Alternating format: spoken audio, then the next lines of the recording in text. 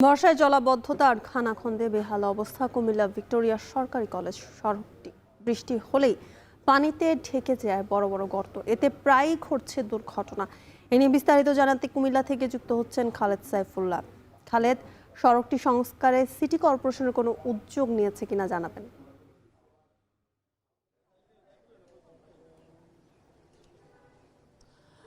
যথিকা Comilla Victoria কলেজের এই সড়কটি দৌলতপুর ধর্মপুর সড়ক, অত্যন্ত গুরুত্বপূর্ণ এই সড়কটি দীর্ঘদিন যাবৎ এইরকম খানাখন্দে মানুষজন ভোগান্তিতে পড়ে আছেন, কিন্তু এটি সংস্কার কাজ না হওয়ায় মানুষ কিন্তু প্রতিনিয়ত দুর্ভোগে পড়ছেন।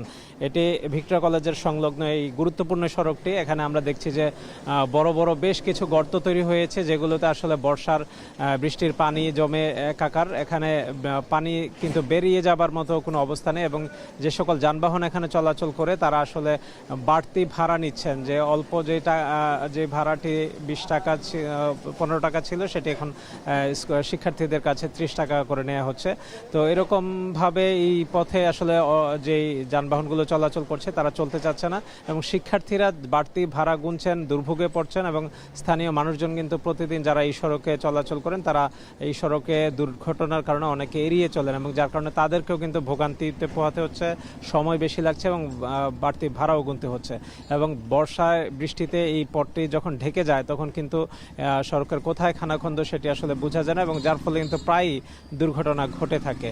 এবং এখানে যারা মিশুক এবং অন্যান্য ছোট যানবাহন চালান তারা বলছেন যে আসলে দুর্ঘটনায় তারা ক্ষতিগ্রস্ত হচ্ছেন, এবং তারা এই সড়কে প্রতিনিয়তই কিন্তু দুর্ভোগে পড়ছেন যাত্রীরা, এবং এই পথে আসলে যাতায়াত করতে চাচ্ছেন না। তো এই পথটি আসলে দ্রুত সংস্কার করা প্রয়োজন, যেহেতু ভিক্টোরিয়া কলেজ এবং আশেপাশে ধর্মপুর, দৌলতপুর এই অঞ্চল দিয়ে এই সড়ক দিয়ে যারা চলাচল করেন তারা দুর্ভোগে পড়ছেন, এবং এটি মেরামত করার দাবি স্থানীয়দের। তবে এখন পর্যন্ত প্রশাসনের কোনো এই বিষয়টি সংস্কার করা কিংবা নতুন করে মেরামত করার বিষয়ে কোনো রকম সিদ্ধান্ত জানা যায়নি। তারা একাধিকবার এই বিষয়টি নিয়ে স্থানীয়রা প্রশাসনের দৃষ্টি আকর্ষণ করেছেন, এবং তারা বলছেন যে শিগগিরই যেন সড়কটি মেরামত করা হয়।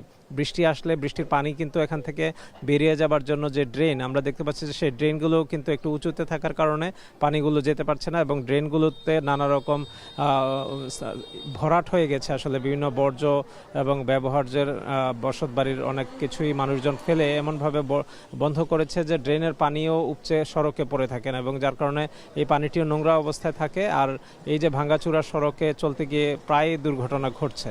তো এটি সড়কটি সংস্কার করা আসলে খুবই প্রয়োজন, এবং স্থানীয়রা মনে করেন যে এটি প্রশাসন খুব দ্রুতই এটির ব্যাপারে উদ্যোগ গ্রহণ করবে। সড়ক ও জনপথ এবং এখানকার যে স্থানীয় প্রশাসন এই বিষয়টি নিয়ে দ্রুত সিদ্ধান্ত নেবেন, এবং এই যে সড়কে মানুষজন দীর্ঘদিন দুর্ভোগে পড়ছেন এই বিষয়ে আসলে কার্যকর কোনো ব্যবস্থা গ্রহণ করা হবে।